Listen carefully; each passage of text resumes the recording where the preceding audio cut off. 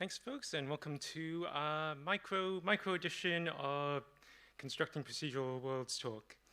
So, procedural generation can be used to create diverse and ever-changing content, whether it be Dungeons in the game Rogue, which started the Rogue revolution with a lot of rogue-lites and rogue-likes, or sprawling junglescapes or mountainscapes in Minecraft. It can also be used to create changing and emerging experiences where strategy and exploration take precedence over rote learning, the same layouts over and over and over again.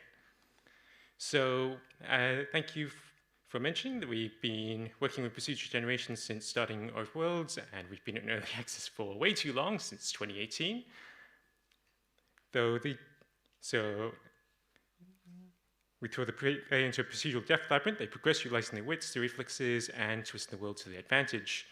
But procedural generation has a number of applications outside of games as well. It can be used in film, like modeling and trying out different simulations with different variables, such as Weathersoft's used with modeling the Minas Tirith battle. It can be used to meet changing requirements for textures, like the well in 300, where it was either too coarse or too fine, or the bricks were too far apart. They found that after they got the system set up, they just had to change some sliders, and they were good to go and they could go through multiple iterations. It can also be used for simulations, so throwing applicants into different scenarios under different conditions and helping them to adapt and cope. It can be used in planning, so seeing how changing buildings, bridges, and roads within urban modeling can impact the rest of the environment. Now, there are a number of ways to group procedural generation. I'll just roughly group them into bottom-up and top-down. Bottom-up, you start with a single node and branch out into more complete solution, like creating chains for music or creating a tree branching out from a seed. Top-down approach, we take a much larger insurmountable problem, break it down into smaller pieces, get a hammer, smash it into smaller and smaller pieces until you get solvable bits which you can randomize and create interesting results, whether it be turning a field into mountains, ridges, and valleys, or changing a flat surface into a network of rooms. We kind of use that approach with how we approach level generation of worlds. So in the game, levels increase in difficulty. It's okay, I've got that.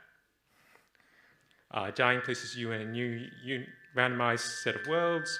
The world changes every few levels, whether it be the more open Grotto of Guidance or the claustrophobic chambers of the Celestial Catacombs or the chaotic fiery labyrinth of Mantle's Edge. Each of them have their own set of rules, set of quirks, and objects and hazards.